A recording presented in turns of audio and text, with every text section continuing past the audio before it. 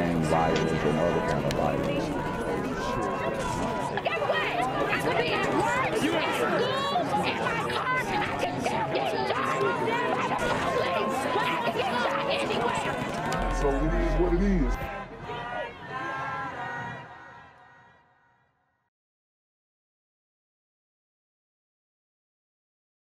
What's good, Shadow Realm? It's the Black Gen Z Mindset. Make sure you go ahead and like, comment, share, subscribe.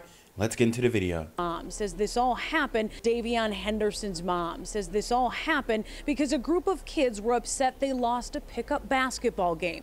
It led to a fight, then someone pulled out a knife. Everybody keeps telling me it's okay, but I say it's not okay because he's not coming back. Davion was the oldest of 5, played every sport, especially loved boxing and basketball. And she says that love of the game is what ultimately got him killed. Damn. Ninja's dying over basketball again. This just goes to show that the midnight basketball thing, which has completely fell flat on its face. I mean, especially in Atlanta. Now, we're talking about Detroit here, but Andre Dickens, yeah, he was doing the midnight basketball for about 2 weeks, and then after that, it was over. It was over. So, the midnight basketball has completely failed. Even daylight basketball has fallen flat on its face. And, you know, the kids are left murdering each other in the streets over pickup games. I mean, it's sad. What happened to you win some, you lose some? According to witnesses who told mom Taronda Henderson and her family, Davion was playing a pickup game on Burgess Street near Thatcher Avenue on Detroit's west side Tuesday evening. He checked in with mom before to let her know. I love you, Mom. I love you too, son. She says Davion won that game, but the teens he was playing against were mad. They tried to fight him. And remember, he was a boxer and a... The teens, these super teen gremlins, are on demon time. And I mean, it didn't help that obviously you're a kid, you're going to defend yourself. He's a boxer. He probably took a couple of them out. I mean, and they, you know, it's never a fair fight in the community. Plus, he's light-skinned. I'm telling you right now, it all comes together. It all factors in. Apparently winning the fight. Then it took a turn. He picked the boy up and slammed him a few times. On the last slam, when Davion stood back up, blood was just gushing out of his neck. Paramedics came quickly, and he was taken to Sinai Grace Hospital, where he died. I don't want nobody to go through what I'm going through right now. I haven't slept, I haven't ate. I don't know if I'm coming or going. As of Wednesday afternoon, Detroit police are still searching for whoever stabbed Davion, but we're told he's another teenager. Baby, you need to just turn yourself in. Baby, the sweet talk. No, he is an animal. All right, and that's what it is. That's what it is. He's not going to turn himself in. He already caught a body. Does he feel remorse? I mean, it's a kid now. If he felt remorse, he'd turn himself in, right? I don't think he feels remorse. I think he takes pride in it. I think he's going to go to the grave with it. However long that takes. Probably not that long. But he's got a bloodlust now. He might brag about it on social media, you know. And he might get deleted by some of the hood family members. Who knows? The brother, you know, behind this woman, he looks like, I mean, his pants say savage, so he looks like he'd get down and dirty. But I don't think this guy's gonna, this kid's gonna come and, you know, tell on himself, right? Maybe his mama will turn him in. We've seen that a couple times in community. Not much, but we've seen it. But yeah, it just, I mean, this isn't going to work. Oh, sweetheart, come, baby, come so I can wrap my arms around you. You just lacking some love, honey. No, it's not it. It's not it. Please. As we said, plenty of witnesses out here. Detroit police are asking those folks to speak up. Come forward if you can help with this investigation.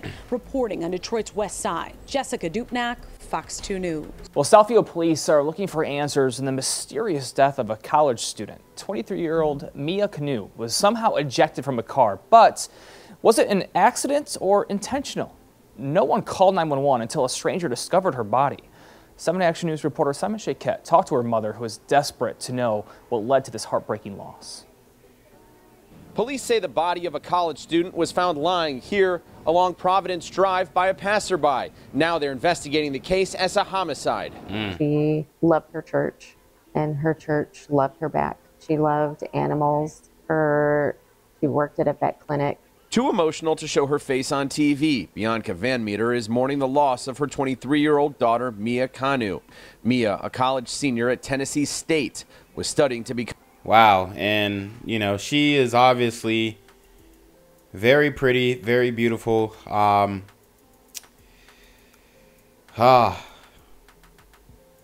You know, people are just getting deleted right from left, and it's looking rough, y'all.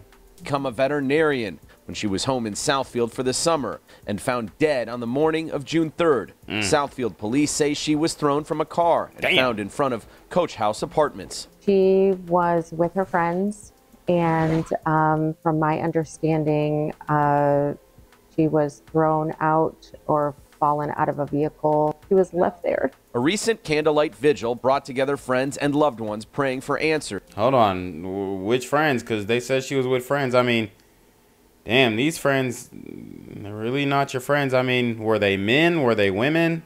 What's going on here? As a funeral is being planned. Police say the driver of the car has since cooperated and agreed to answer questions. I want to know what really happened, and if you're with friends, why they wouldn't call 911. As of now, what questions still have to be answered? Well, the question has to be answered as to how the individual got to where she was at. Was it an accident? Was she pushed? Can't get into the entire autopsy results, but she did have significant head trauma. Mia's loved ones say her organs were donated after she was taken off life support. Her family hoping to learn much more in the coming days. Just want to know what really happened to her. Southfield police are also reviewing surveillance video and hope to have another update by the end of the week. They're asking anyone with additional information to contact them right away. From Southfield, Simon Shakett, 7 Action News. Yo, what's good, BGZM News 17 family? I'm at the corner of Jesse Jackson and Marcus Garvey, and I got some bad news for you. As you can see, I lost my job. I'm out here living in cardboard boxes outside of boarded up vacant homes. YouTube said I'm done getting money out here in these streets. They even took my funky ass suit. So anything right now would help. So go ahead and hit that Cash App, hit that PayPal, hit that GoFundMe. Hell, cop the merch. Or if you want to make the long-term commitment to the Jinquavius Jackson Fund, join the Patreon so that I can continue to put out top-notch content each and every day. Also, check out the Rumble, where there is absolutely no censorship. Link in the description box below. Hey, yo, ain't that nigga Jinquavius? Yo, I recognize. No, that's not me no more. Hey, yo, run your pocket. Y'all killing me with this shit. Do the opposite of Antonio Brown and take What all your more do you want from me? Tonight, Dave, just a heartbreaking story here. Yeah, it really is. We're here at the Michigan State Police Post in Oak Park because state police were called by Inkster Police to assist in this case. Inkster Police have had about 4 homicides in a week. This is one of them, and the family says they are not giving up until they get some information and someone held responsible. It's like a dream that I can't wake up from. Verna Evans is living in the middle of staggering heartbreak days after her pregnant daughter, 28-year-old Shelly Pettaway, a single mother, was gunned down in Inkster last Sunday night. She left behind 3 beautiful children. Damn. So we have another single mother who is deleted by her boyfriend. This is a common occurrence in the community. It's not good. It's not good. We have a high rate of femicide in the community, and it shows, happens every single day, and there's not many people speaking up about it. And I never thought that I would have to look my grandbabies in the face and tell them that their mama's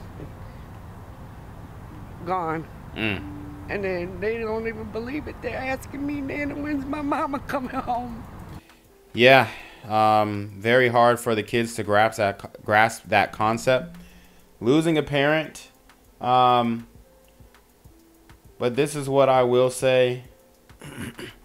A lot of people in the community are going to have to come to grips with this being, I mean, it's already normalized, but a lot of people in the community were just like, oh, it won't happen to me, da da da da. I mean, we have this cognitive dissonance and we don't address these issues and they pile up and then it comes right to your doorstep and they're not going to really, I mean, they're going to be upset about their personal situation, but is this going to reverberate to any action that prevents other women from suffering the same fate? I mean, respectfully, I don't think so. I mean, most of the time you're paralyzed with these incidents in your life, not physically, but emotionally, spiritually, and it's hard to move forward.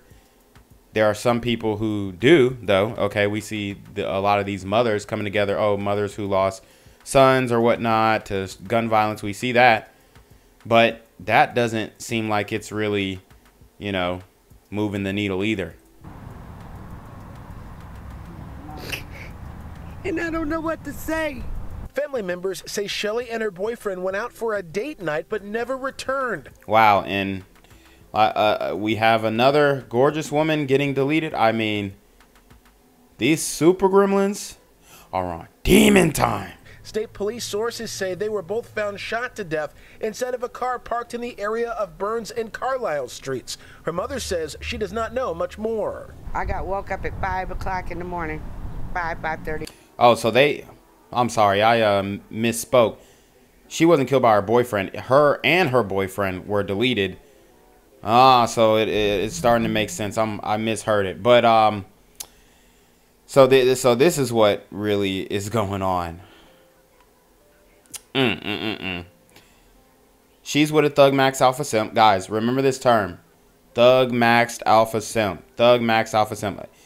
She is with a Thug Max Alpha Simp. And what is a Thug Max Alpha Simp? Well, he has the physical appearance and dress of a thug. Okay, like he's thugging. All right, like he's in the streets. He is a perceived alpha by black women because we all know that that look is perceived to be alpha in the community. And he is a simp inherently, you know, just in his in his interactions with women. Now, she's with a Thug Max Alpha Simp. He's got ops. He's participating in op culture. He's got enemies. The enemies spin the block. She's with him when the enemies spin the block. A lot of times we see these situations where the boyfriend actually lives and then the woman is just killed. But in this case, they're both deleted.